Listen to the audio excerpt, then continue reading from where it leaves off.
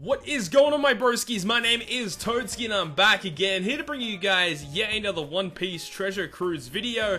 And in today's video, we're going to be taking on the brand new 30 stamina Fortnite dungeon, being the Violet Fortnite. Now, the condition for this Fortnite states that you can only bring strength characters. So, the team that we will be using is going to be a double Neptune team. If you have Neptune, he's going to be awesome because you can run this Fortnite reasonably easily with the Neptune, and you're going to be getting a lot of XP for it. So, you should be leveling up a little bit quicker when you are farming this Fortnite. So, let's go ahead and overview the things you can actually get from this Fortnite dungeon. So, obviously, the boss character being Violet, and the droppable characters are Violet and the secret character SANJI. We'll go through what those units actually do at the end of the video, so you make sure to stick around for that if you guys want to run down on what they do and if they're useful or not. Then we've got these skill books or the manuals that you can go ahead and pick up during this Fortnite. So, the low rate drop is going to be Legend Jinbei skill book. So, if you guys haven't maxed out your Jinbei yet, then you can go ahead and do it with this Fortnite dungeon. Flamenco, Treble, and Lao G also come back with more skill books. And the newly debuted ones are going to be Doc Q, the Rare Recruit Garp, and also Rare Recruit Onigumo. So those three in particular are very, very good skills to max at. If you guys have those units, definitely farm this Fortnite to get those guys maxed out. And the other two units from Story Mode are the Bear Rug and also Story Mode Smoker, the Psy one from Marineford, and you can also drop red and green boosters and evolvers. So, without further ado, let's get straight into the run-through of this dungeon. Now, because it is strength only, if you guys have a Kainu, like the Legend of Kainu, you guys are pretty much set. You're not going to have any issues whatsoever. But running Neptune is a little bit more optimal for high level players, as you know, leveling up can be quite an issue when you are a bit more of a higher rank. So what we are going to be doing is running through with a double Neptune team, try and get as much XP as possible. Actually, after I run through this, I should actually be getting a level up too, which is going to be nice.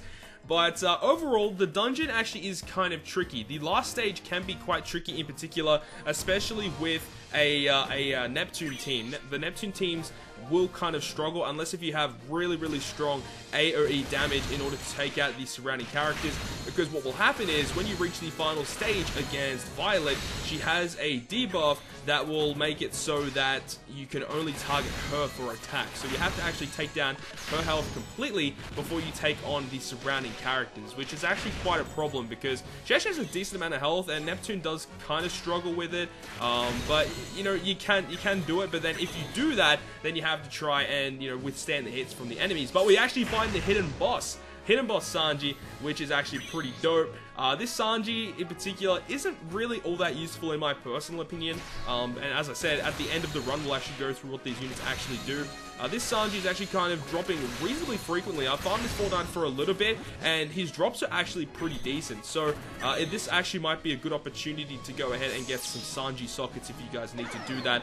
But here on stage 4, I believe it is. Yeah, stage 4 is a miniature boss, Violet. We're going to go ahead and use our Kinemon here to get some matching orbs and target down these guys. I don't think we're going to be able to take down this in one turn. Yes, we will. Luckily, we were able to take down those guys because you need at least 2 hits from our characters here to take down Violet. Get a skill book drop there, which is nice. We're also going to use this special here from Abdullah and Jeet. I really wish my Abdullah and Jeet were maxed, because then I wouldn't have to stall 1 extra turn. But because we found the hidden boss, that gives us an extra turn of stall, so I don't really need to worry about that. But yeah, it's kind of annoying because I have to stall like 1 turn extra just because my Abdullah and Jeet aren't max skill. If they were max skill, then I could use their specials twice throughout the run, and I can use Kinemon special twice, and it basically just runs down the specials super, super quickly with this team. Alright, so the final stage here, we have Violet. Now, as we said, Violet has that debuff where it targets her, and she is surrounded by a whole bunch of sub-units as well, and she also will go ahead and make perfects harder to hit, so it makes it extremely annoying to try and get past her. We're going to use this special here to get some matching orbs. We're going to use our special from Shiki, and we're going to use the special from Ustis Kid to get another matching orb, and also do a lot of AoE damage as well. Unfortunately, not killing everything, but hopefully with this damage output here, we should be able to take out Violet, and if we actually are really lucky enough, we can... No, we can't take her out there. It's okay. We're going to take a hit here, which is fine. The Dex character in the top left-hand side will actually bind your strength characters for 3 turns when he attacks. So having level 3 bind socket is highly recommended so you don't get binded by that guy.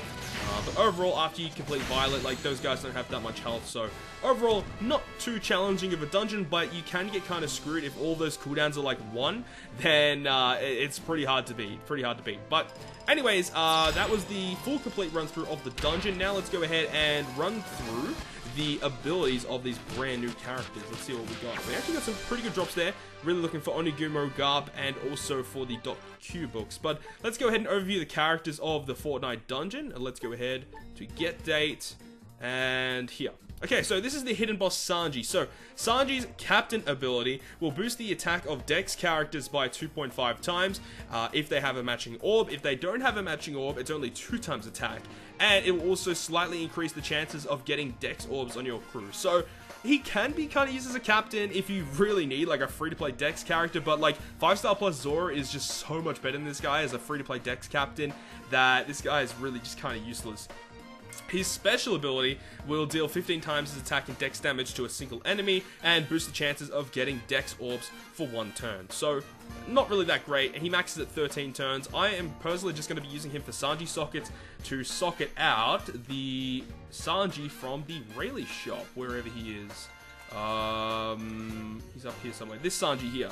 This Sanji, I would highly recommend if you have this, use him to socket this specific Sanji, because this Sanji is extremely useful. So that was the Sanji. Let's go overview the Violet now. Now, Violet is a Dex Fighter Cerebral, and her captain ability will boost the attack of Cerebral characters by 1.75 times, and it will heal for 0.5 times her recovery at the end of each turn, each time you hit a great.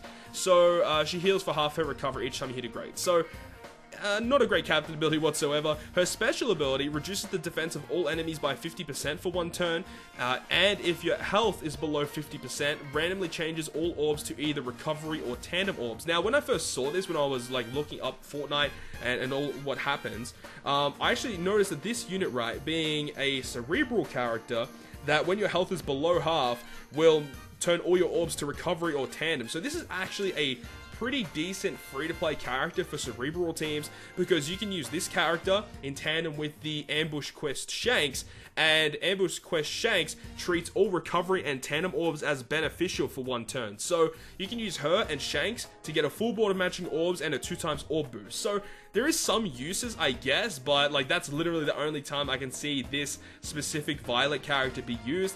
If you're not really going to be using her for that, then I would probably just go ahead and use her for maybe sockets for the rare recruit one, but even then, like, she's not really that useful either. It just really is a shame that we don't have an amazing Violet character in the game as of yet, so you can't really use her for sockets or skill for any really important, you know, Violet character, which is a bit of a shame. But anyways, the main thing about this Fortnite that is great is obviously Jinbei books and the other rare recruit skill books, Garb, Onigumo, and also .Q. But hopefully you guys have enjoyed today's video, and if you guys have enjoyed it, make sure to smack the like button down below, and if you want to stay up to date with all the content I post on my channel, including more One Piece Treasure Cruise content, make sure to hit the subscribe button down below. But other than that, guys, I will see you guys within the next video.